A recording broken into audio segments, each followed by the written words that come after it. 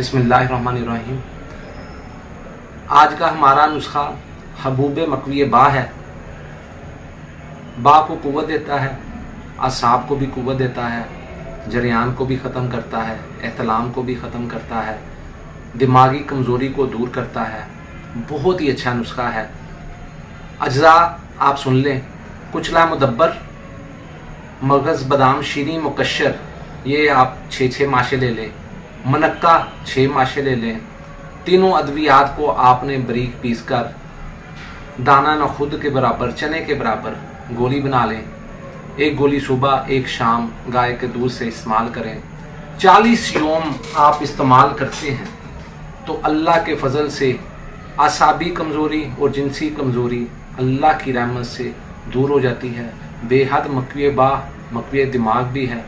बहुत अच्छा नुस्खा है, याददाश्त को भी बेहतर बनाता है। हमारे चैनल को भी लाइक और सब्सक्राइब कीजिए ताकि हर आने वाली वीडियो जो है वो आपके दरवाजे पर दस्तक दे। खुद भी फ़ायदा उठाएं और अपने दोस्तों के साथ भी शेयर करें। बहुत ही अच्छा नुस्खा है।